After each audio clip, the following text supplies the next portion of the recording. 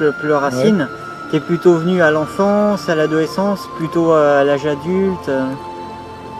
Ça remonte assez loin dans mes souvenirs, c'est un peu difficile à expliquer. Je suis fasciné par les peuples vivant à l'écart du monde en parfaite harmonie avec la nature.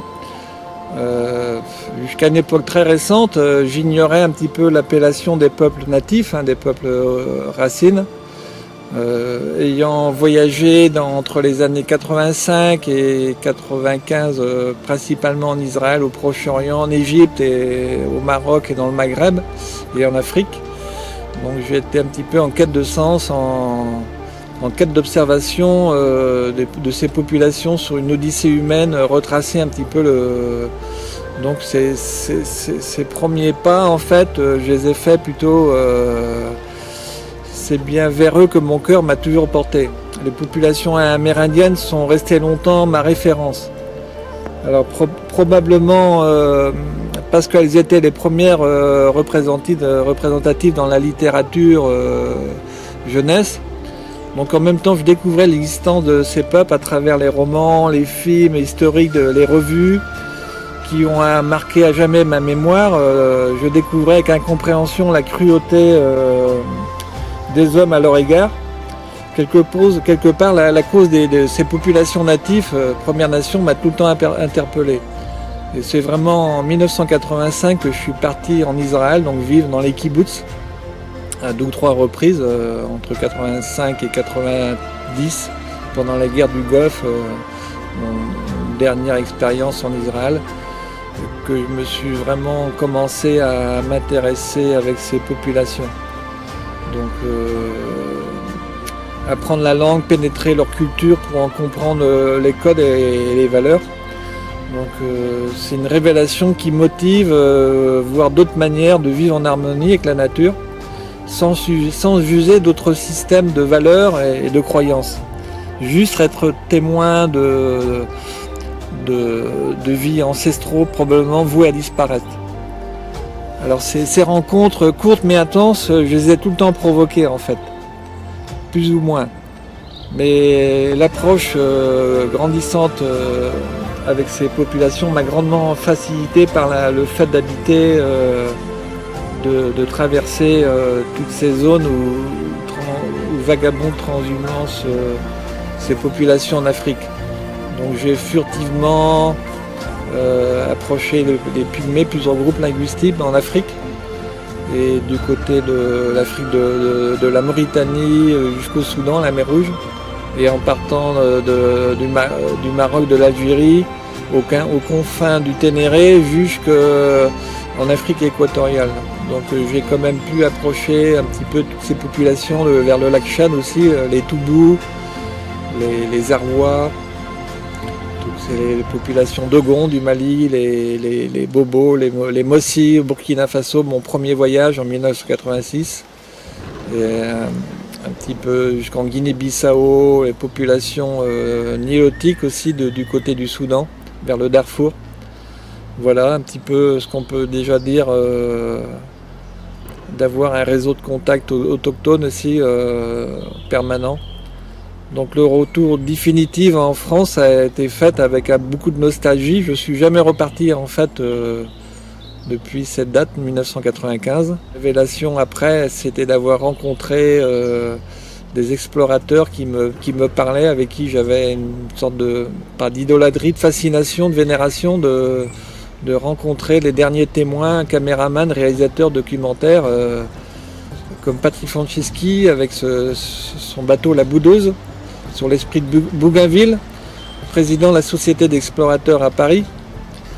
Et donc ce sont un peu ces gens-là, comme les émissions Teva Victor, Nicolas Hulot avec l'émission Ushuaïa au Kavango, l'émission Teva Victor, le petit-fils de Paul-Émile Victor, qui vit actuellement en Polynésie. C'est des gens comme ça qui m'ont un petit peu... Stéphane Perron, le frère du célèbre navigateur Loïc Perron.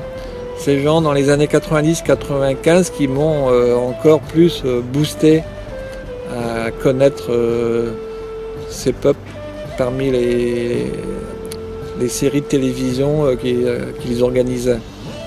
Voilà, donc cette expérience des peuples premiers, avec ou sans filtre aussi, pour moi l'aventure peut être musculaire, intellectuelle ou émotionnelle. Donc moi quand j'avais 10-15 ans, je rêvais de vivre comme dans les livres d'aventure. Les cartes, les maps monde, où je cochais les cartes avec des punaises.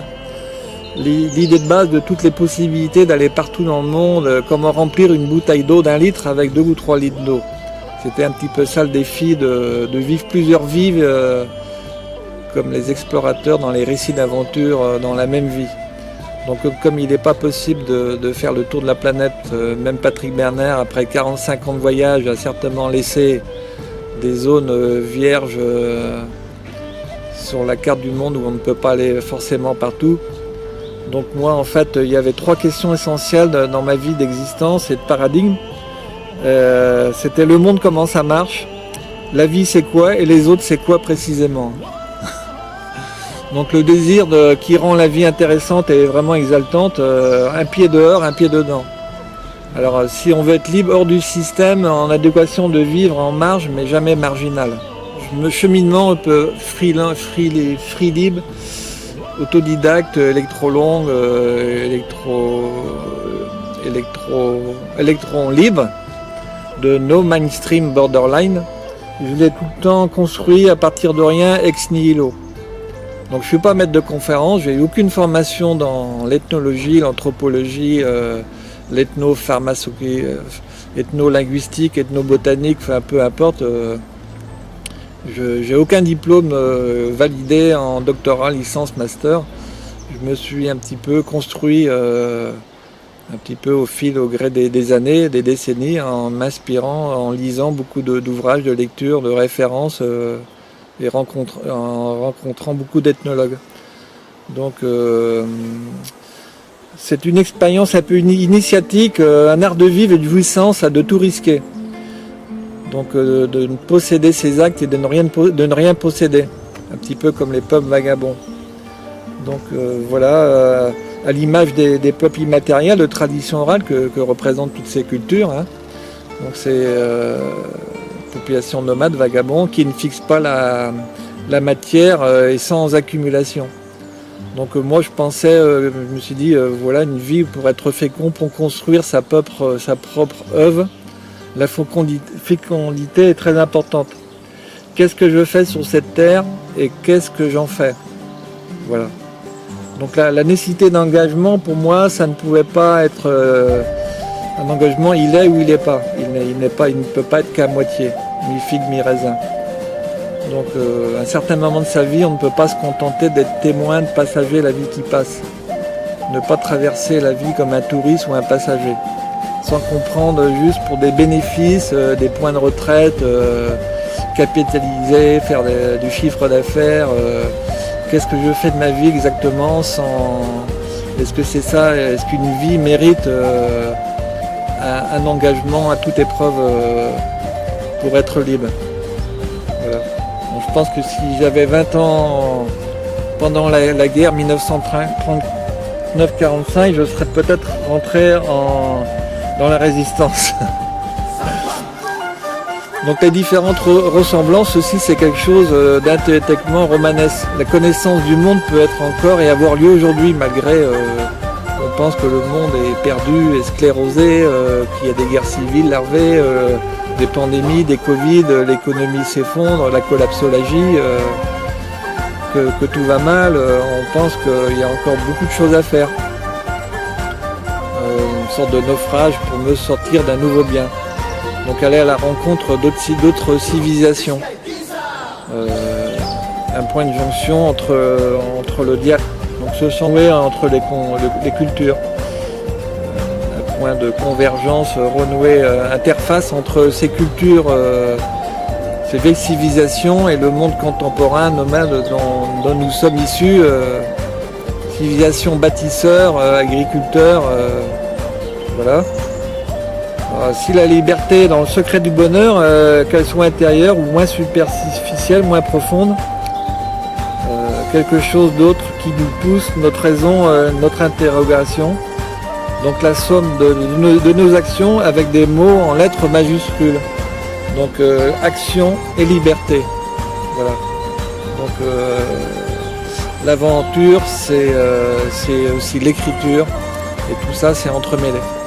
Donc pour moi, cette liberté, c'est la vie que j'ai décidé, voulu. Donc un bain de liberté, de jouvence totale absolue, d'être propriétaire de son existence, ce qui n'est pas tout le temps le cas, sans mélancolie et nostalgie.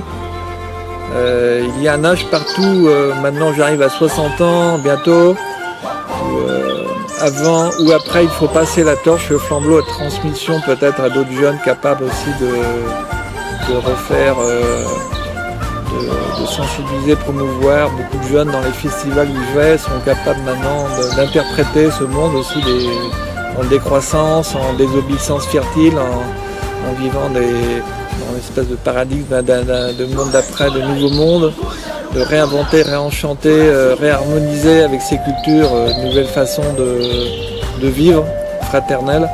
Donc, beaucoup de jeunes maintenant que je rencontre dans les festivals qui viennent me voir sur le stand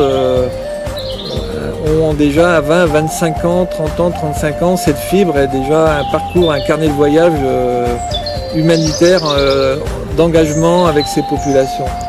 Donc moi en fait ce que je découvre, ce que je parle avec ce stand, j'ai un petit peu 25-30 ans de décalage avec les jeunes populations actuelles. Donc voilà, donc un des endroits libres du monde aussi, ça peut être les océans où on n'est pas surveillé par les caméras de surveillance, ou dans les déserts du Sahara ou en Amazonie ailleurs. Donc être capable de se fondre dans un collectif, une discipline personnelle, de la maturité de l'esprit vers la compréhension des choses. Donc l'aventure, c'est aussi le désespoir d'une vie, de laisser derrière soi une vie calfeutrée, une vie risquée et à danger. Le voyage initiatique, c'est de sortir des rails, des chemins de traverse, et donc tous ces livres d'aventure qui nous faisaient rêver. Mais parfois aussi, on peut être vite déçu sur le terrain par la déception de la réalité. Alors maintenant, souvent l'aventure, c'est un peu dénaturé, synonyme de tourisme, d'ethnotourisme maintenant, avec les charters, les programmes, les touristes organisés, des voyagistes, où on se met plus dans la peau de Koh-Lanta, Mike Horn, aventurier, Indiana Jones. Alors le tourisme, c'est se protéger. Et l'aventure humanitaire, c'est s'exposer. Donc toutes mes références de voyage, en gros, moi ça a été Arthur Rimbaud, Nicolas Bouvier, des gens aussi comme Wilfrid Tessiger, marcheur du désert des déserts, britannique qui est mort assez âgé, Elena Mayer, David Neel, Alexandra David Neel, première femme à rentrer au Tibet, ou des femmes plus actuelles comme Priscilla Telmont, Sarah Marquis, la femme sauvage qui parcourt la planète, Xavier Perron, Philippe Descola, David Paquin qui étudie le chamanisme, Philippe Babola, des gens comme Sylvain Tesson aussi, écrivain, voyageur littéraire, des émissions comme je disais, comme l'émission Teva Victor ou Jack London. Donc cet esprit un peu aussi de Cicéron, des stoïciens, une sorte de genre de samouraï moderne, espèce de comment la matière fondamentale de l'expression qui vient ensuite, il faut que chaque expérience devienne une conscience. L'esprit des stoïciens de dire que comme les Kurdes, les combattants kurdes ou palestiniens ou d'autres résistants zapatistes qu'il y a eu au Chiapas en Mexique en 1994, tous ces peuples insoumis, rebelles, inféodés au système royaliste, plutôt loyaliste, toutes ces populations un peu rebelles, réfractaires au monde qu'on leur impose. Donc c'est une espèce de génocide culturel que l'on vit actuellement.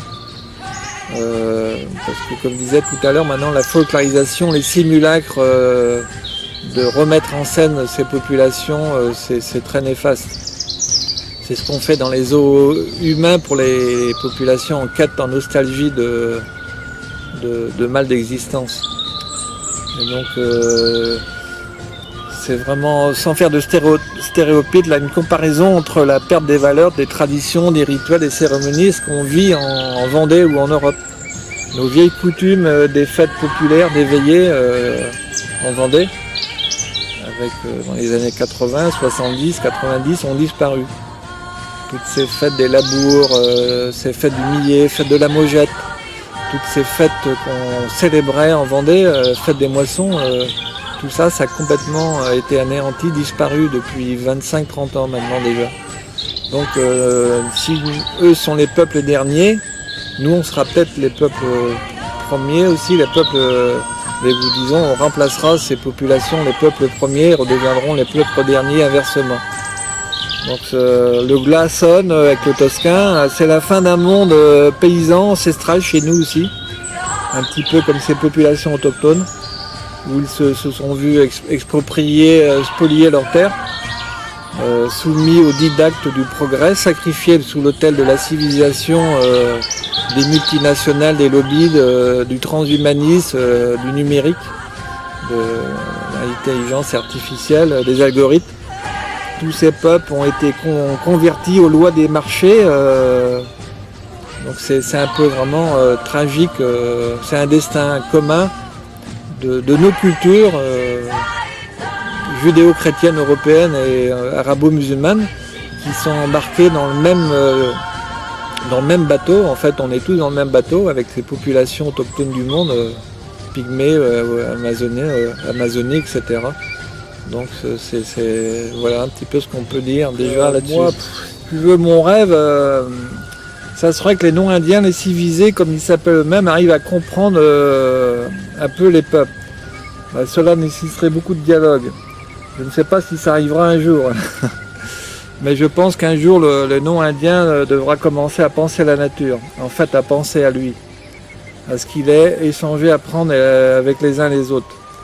Ça serait un petit peu l'objectif, tu vois, ce qu'avait créé Éric Julien, l'association Tchendoukoua d'ici et d'ailleurs, sur l'enseignement, l'école pratique des savoirs de la nature dans la Drôme.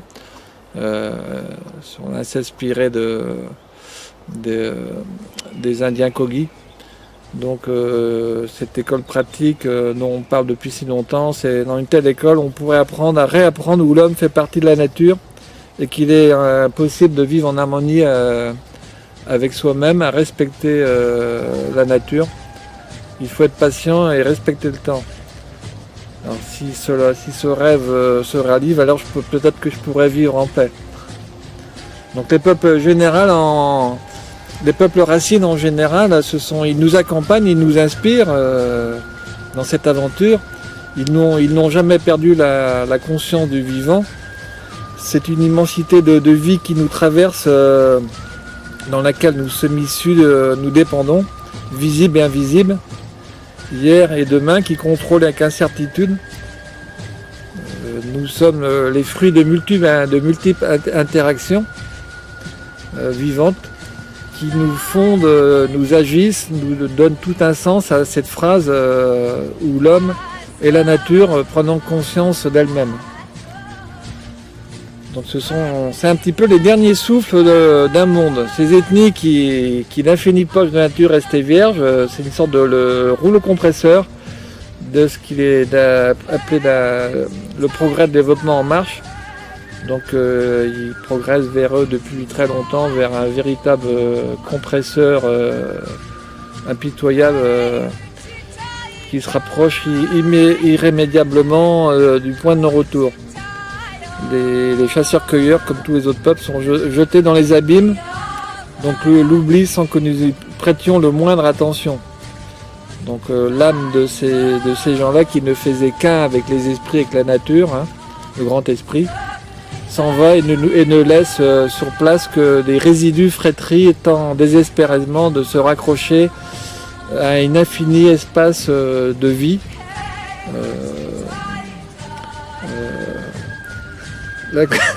L'inconscient collectif, celui qui donne l'humanité uniformisée, le bel arc-en-ciel lumineux de nos différences, si précieuses et enrichissantes, a perdu une à une de ses couleurs.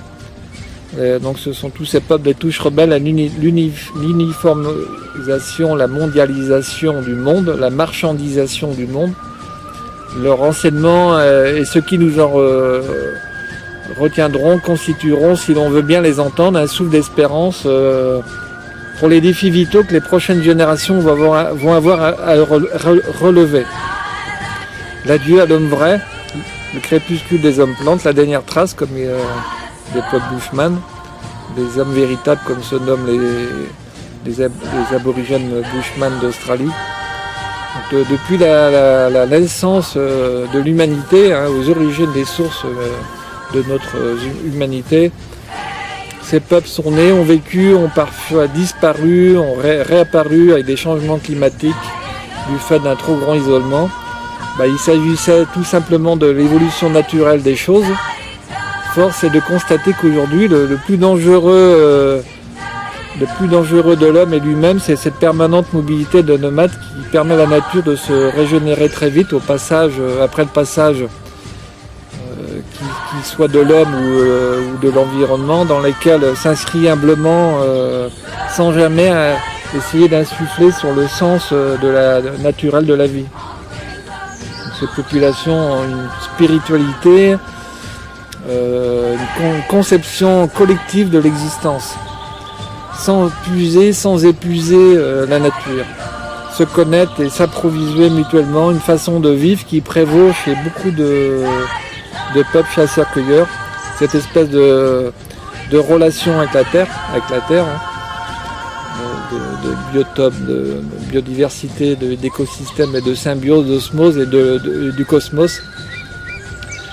Donc, mais aussi vis-à-vis de l'autre, de tout ce qui est, ce que l'on pourrait été ainsi jusque-là, il y a à peine 10 000 ans, jusqu'à l'émergence de l'homme dit civilisé, qui se croit civilisé. Cet espace de temps d'histoire, pour passer en chronologie de l'homme de l'espace de temps, c'est l'homme prédateur universel, l'homme economicus, qui en est passé de la sédentarisation, du nomadisme à la sédentarisation. Donc pour commencer se battre pour se réapproprier les terres, les ressources, et pour prendre l'autre et posséder le plus, donc qui est devenu la compétition entre les hommes. Toutes ces ethnies constituent, si on veut bien les écouter, la frange et la marge essentielle, non parallèles, sur laquelle entre notre monde sclérosé de nostalgie et de mélancolie, elles sont un petit peu comme le miroir brisé de vieux rêves enfouis de la liberté de nomadisme. La réminiscence distille le mal-vivre de nos sociétés en ce siècle sourd à la musique des rêves, sans lesquels le grand tissu du monde s'effilocherait irrémédiablement. L'humanisme peut-il encore sauver une parcelle de l'univers ? Toute chose que notre course effrénée contre les matières premières, la croissance, le business et de l'économie, de la civilisation thermo-industrielle néolibérale nous a fait perdre. Et pourtant, ces peuples continuent de lutter et de revendiquer, d'exister, et même si leurs racines sont les plus profondes de leur identité, ont été extirpées, attirés par les sirènes du dehors, parce que toutes ces populations, avec les biens matériels, que ce soit en Amazonie, toutes les populations vivent maintenant aussi dans les villes, donc ont les objets virtuels entre les mains. Beaucoup de peuples indigènes sont connectés aux réseaux sociaux, sur Facebook, sur Twitter, manient très bien le monde numérique aussi, autant que nous.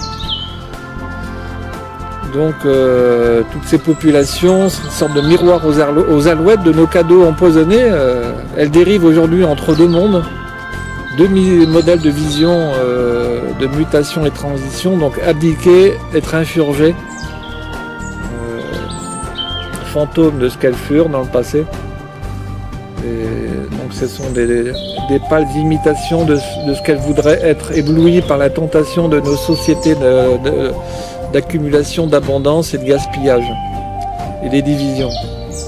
Donc les visions furtives de ces peuples de la nature, au-delà de toute sagesse, donnent l'impression de vivre des retrouvailles vers nos vieux pères inscrites dans notre mémoire, dans l'infini des esprits qui nous habitent. Donc en tout cas, c'est avec votre cœur, votre sens, votre intuition, que je vous invite à découvrir les festivals et la Fondation Anaco, des esprits, des as indissociables qui s'ouvrent à vous. Les tribus placent souvent le symbole, les rêves, la poésie, le monde spirituel, et tous les poètes savent trouver les mots. Artistes, ils perçoivent des images, celles des images et des formes. Donc si vous soyez un petit peu comme ces populations, peuple guerrier de la nature, un poète, un supplément pour trouver une sorte de communion avec eux. Il suffirait d'un petit supplément d'âme pour découvrir, écouter l'inaudible avec ces fils de la nature, en apparence si inaccessibles et si proches. Pour moi, c'est vrai que le peu de contacts que j'ai eu en Afrique avec ces populations, ça a été vraiment... ça m'a rempli d'un mélange d'excitation, d'appréhension. Dans les yeux, on discerne le reflet de quelque chose palpable, de si lointain et si profond. Alors c'est vraiment la conscience d'un secret qui n'est peut-être pas donné à tout le monde de connaître actuellement. Comme je disais au départ, si on reste calfeutré, prisonnier de ses rêves, et dans ce monde où on ne pense qu'au bien matériel, et on est complètement aux antipodes de pensée de tout. Donc cette petite chanson que j'aimerais dédier des Tziganes, des Gitans en Europe, qu'on appelle plus communément les gypsies, les Tziganes, les gens du voyage. Donc ce sont des peuples qui m'ont vraiment tout le temps fasciné aussi, des peuples que j'admire énormément, très singuliers, qui sont à l'image de ces dernières populations vagabonds célestes. Donc cette chanson peut être dédiée aux enfants de la pluie du vent. Donc vive les nomades. Ce soir, content d'être ici, mais demain nous serons repartis. Car nous n'avons pas de lien, pas de patrie, pas de bien. Et aux lois des continents morts, les objets ne nous possèdent pas. Ils sont lourds. Tu ne peux pas t'envoler avec des objets lourds, car tu accumules la matière. Elle fixe ta destinée. Comme un oiseau de passage, donc rejoins les nouveaux nomades. Aux lois des continents morts, nous ne serons jamais soumis. Renie ton nom et ta cité à tous les grands voyageurs. Oui, bon, ben voilà, Steve, ce que je peux te dire, c'est que les tribus du monde sont les premières fragilisées actuellement, même avec la pandémie. Hein. Ils ont été impactés, touchés au premier rang, un peu partout, notamment en Équateur, au Brésil. On sait ce qui se passe actuellement en Europe. On fait moins de zoom, de mise en lumière, de focus sur ce qui se passe sur ces populations. Donc le réchauffement climatique, elles sont généralement les premières à posséder les savoir-faire pour redonner l'équilibre à notre planète. Il suffirait juste de les respecter, puis de les écouter. Nous leur sommes redevables, il n'est jamais trop tard. Donc moi, ce que je propose, comme beaucoup d'amis qui vont dans les festivals du rêve de l'aborigène, l'arbre qui marche, Convergence de rêve, le souffle du rêve en Gare, dans les Cévennes, les festivals néo-chamaniques au pays de l'homme et de la sagesse, au cœur des bonnes vibrations. Certaines personnes qui sont sur la zone des actifs aussi, des natifs, des gens qui veulent commencer à préparer le monde d'après, une sorte de civilisation de l'amour. Hein. Donc on propose de passer du capitalisme, de ce système néolibéral, avec laisser tomber les vieux dinosaures pour coécrire, réinventer, réenchanter, polliniser un monde plus fraternel. Comment passer de la compétition à la compassion, de la guerre à l'amour, de la pyramide au réseau, de la possession au partage. Comment passer de la rareté à l'abondance, de la psychopathie actuellement tout le monde est anxiogène avec cette pandémie. Donc de la psychopathie à l'empathie, de l'avoir à l'être, du mental au cœur, du superflu à l'essentiel, de la déconnexion avec la reconnexion. Voilà, donc moi ce que je propose, comme beaucoup d'amis, sur les festivals où je me rends, le Climax Nawin à Bordeaux, festival qui a eu lieu sur la déforestation, l'Amazonie qui brûle et l'Australie. Festival du rêve de l'aborigène, Festival de l'art qui marche, Festival tribal élect, Festival le souffle du rêve, convergence de rêve dans le Gard. C'est les festivals néo-chamaniques au pays, au cœur des hommes, des bonnes vibrations. Beaucoup de gens maintenant commencent à se rassembler pour inventer, réinventer, réhumaniser, repolliniser, harmoniser des mondes d'après de civilisation d'amour. Un petit peu comment on pourrait passer de la compétition à la compassion, de la guerre à l'amour, de la pyramide au réseau, de la possession au partage, de la rareté à l'abondance, de la psychopathie, terme actuellement anxiogène avec cette pandémie, à l'empathie, de l'avoir à l'être, du mental au cœur, du superflu, passer du superflu à l'essentiel, de la déconnexion à une reconnexion avec soi-même et avec ses peuples, en s'inspirant de la nature et de ses peuples, du parasitisme au symbiotisme et d'abolir tout ce qui est extractivisme et repasser au générativisme. Donc cette espèce d'effondrement, collapsologie actuelle de la fin du monde ou de la renaissance d'une nouvelle civilisation pourrait être aussi l'opportunité d'une stratégie avec des stratégies d'une nouvelle éco-civilisation de l'amour qui ne serait pas une utopie, mais plutôt l'émergence des millions de révolutions tranquilles qui, sous les radars médiatiques, sont en train de tisser la réalité de lendemain responsable. Donc des liens de solidarité et fraternité qui se multiplient un peu partout maintenant au sein de la grande famille humaine du vivant, avec une prise de conscience planétaire, conscience interdépendance, symbiotique profonde entre humains et non humains. Ce sentiment d'empathie mutuelle transforme radicalement les paradis qui ont abouti au dysfonctionnement, ainsi qu'en témoignent les actions telles que l'amour qui est un levier essentiel de transition d'une synergie nouvelle au service du vivant, de la société civile et collective. Donc ça serait peut-être vraiment le moment de passer à l'émergence d'une civilisation d'amour et de paix, un potentiel de l'humanité. Donc quand les cerveaux endormis des moutons, des brebis galeuses ou des pigeons seront réveillés, ça sera peut-être le moment de passer à dissocier du collectif, de passer à autre chose, mais je pense que beaucoup de gens un petit peu endormis sont un petit peu très très loin du monde des lanceurs d'alerte qui commencent à réfléchir, à réorganiser d'autres nouvelles, d'autres mondes. J'avais une question à te poser. Ouais. Donc j'ai vu la dernière interview de Patrick Bernard, donc à Demain Vendée, Exactement, que j'ai trouvé très Ouais. très intéressante, qui a beaucoup de prestance, qui est vraiment très très intéressant et enrichissant. Donc j'aurais voulu savoir en fait qui est Patrick Bernard, comment en fait cette passion, cette vocation plutôt lui est venue.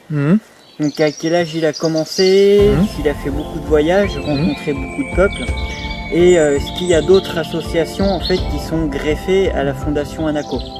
Donc je te laisse t'exprimer là-dessus. Ouais. Merci, je te remercie Steve de poser toutes ces questions. On va résumer un peu parce qu'on pourrait y consacrer plusieurs heures aussi.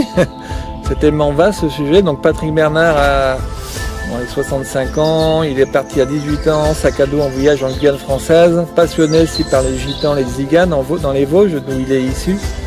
Et donc il est réalisateur, producteur, éditeur, photographe, cinéaste, réalisateur de différents films produits, coproduits, sur différents contrats de chaînes télévisées en France, au Canada, en Suisse, en Belgique, un peu partout sur la planète. Donc Patrick Bernard était un des rares, on va dire, cueilleur de mémoire, ethnographe, comme il se définit plutôt lui-même aussi, électron libre.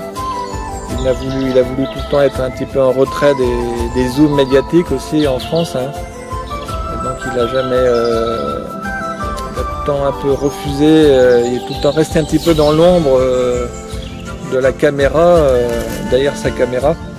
Donc c'est vraiment quelqu'un que j'ai rencontré en 96 en fait en Vendée pendant ces cycles de conférences Connaissance du Monde, puisqu'il travaillait pour cette tribune, ce circuit. Il y a d'autres circuits comme Peuple et Images, Visage et Réalité du Monde. Donc Patrick Bernard a su susciter mon intérêt quand je rentrais d'Afrique. Je l'ai rencontré sur Clisson, cinéma Le Connétable. Et il avait fait toute une série de présentations en Vendée, aussi sur Nantes, la région Bretagne. Et ça a tout de suite été pour moi le flash, le coup de cœur de Patrick Bernard. Et il m'a donné un petit peu carte blanche pour rentrer dans le festival. Je suis allé en 2008 à la Péniche Anaco à Paris. Donc Patrick Bernard avait acquis cette péniche au canal Saint-Martin qu'il a revendue en 2010. Donc, qui servait de cycle de conférences audiovisuelles de ponts et passerelles à Paris. Donc c'était un peu trop petit pour envisager de créer un festival permanent avec des expositions et faire venir des intervenants. Donc il a revendu cette péniche pour acheter l'ethnomusée à Anaco, donc dans la Touraine, tout près de Loudun. Pas très loin de l'abbaye de Fontevraud, Montreuil-Bellay, Saumur, Châtellerault, Chinon, au carrefour de Poitiers, Tours, Angers, 3 grosses villes universitaires. Donc un lieu de transit où il y a beaucoup d'estivants qui passent, de gens aussi, de curiosité animée autour de cet ethnomusée. Donc faire revivre aussi les vieilles pierres de ce vieux manoir qui était en ruine. Donc il a été en cours de restauration pendant quelques années, il y est tout le temps d'ailleurs. Et Patrick Bernard maintenant commence à exhiler son festival vers Saumur aussi, au-delà des frontières de Loudun. Donc Patrick Bernard, c'est vraiment la personne qui m'a un petit peu mis le pied à l'étrier, de donner carte blanche pour aller sur les festivals, dans des lieux d'expression artistique, des éprécis solidaires, des cinémas associatifs, alternatifs, des cafés littéraires, des cinémas d'art et d'essai, certains collèges, associations, maisons de quartier, médiathèques, bibliothèques, lieux culturels, un petit peu partout. Alors moi, plutôt intéressé depuis 4-5 ans sur des grands festivals comme le Rêve Aborigène. C'est vrai que c'est un monde où les jeunes festivaliers connaissent le changement climatique, l'univers de ces populations.